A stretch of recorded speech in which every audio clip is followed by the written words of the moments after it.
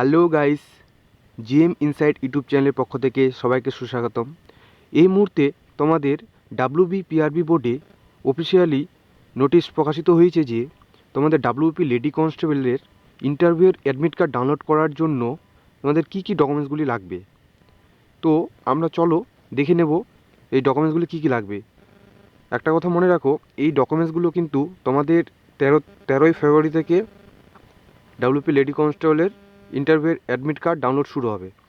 তো ওই admit card download করতে গেলে আগে এই সমস্ত ডকুমেন্টগুলি আপলোড করতে হবে, তারপরেই কিন্তু তোমরা তোমাদের অ্যাডমিট কার্ড ডাউনলোড করতে পারবে।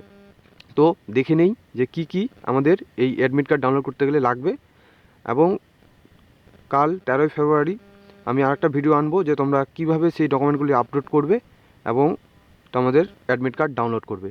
তো চলো ভিডিওটা শুরু করা যাক। তো চলো আমরা দেখে নেব কি কি তোমাদের লাগবে ডকুমেন্টস, তার লিস্টটা। দেখো ফার্স্টেই কী রয়েছে যে প্রুফ অফ এজ, ঠিক আছে। তোমাদের পাস সার্টিফিকেট বা অ্যাডমিট কার্ড মাধ্যমিক এক্সামিনেশনের লাগবে।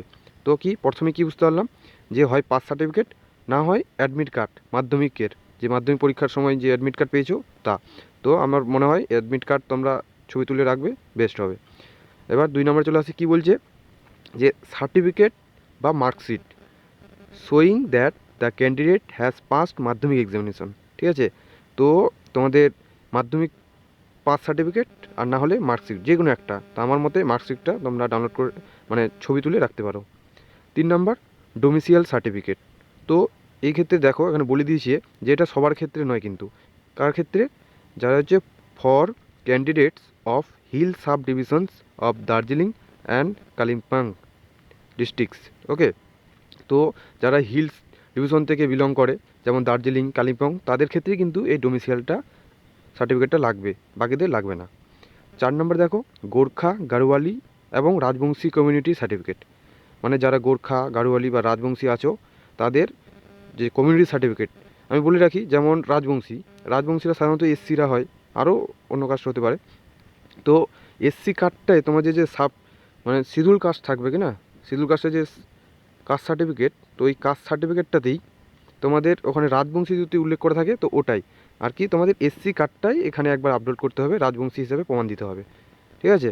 তো চলে আসি 5 নম্বর। 5 নম্বর কী বলেছে, কাস্ট সার্টিফিকেট। তো এসটি এসসিদের কাস্ট সার্টিফিকেট দিতে হবে, মানে ধরে রাখতে পারো, তোমাদের বলে দিই যে যারা এসসি এবং রাজবংশী তাদের ক্ষেত্রে কি হচ্ছে যে তারা তো রাজবংশী কমিউনিটি সার্টিফিকেটের জন্যও এসসি কার্ড দেবে একবার, আবার এই কাস্ট সার্টিফিকেটের সময়ও এসসি কার্ড দেবে, মানে দুবার তাদের এসসি কার্ডটা আপলোড করতে হবে, ঠিক আছে।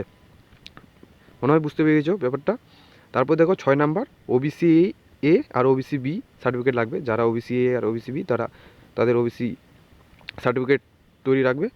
এবং 7 নাম্বার কি বলেছে যে রিভ্যালিডেট এবং রিনিউয়াল ওবিসি এ এবং OBC B certificate in case the actual OBC A এবং OBC B certificate that were issued before 1/1/2022।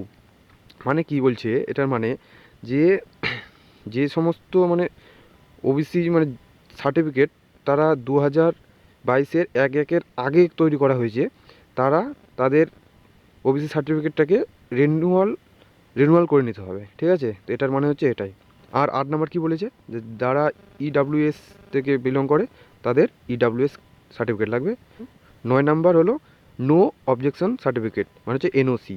এটা 9 নাম্বারটা কাদের ক্ষেত্রে লাগবে, যারা হচ্ছে যে কোনো জবের সঙ্গে জড়িত আছে। তো যারা জব করে ওরা নিশ্চয়ই বুঝতে পারবে। তো বলে দিলাম কি কি লাগবে তোমাদের। আর যদি কোনো কিছু বুঝতে অসুবিধা হয় তো কমেন্ট করো, তোমরা আমি জানিয়ে দেবো।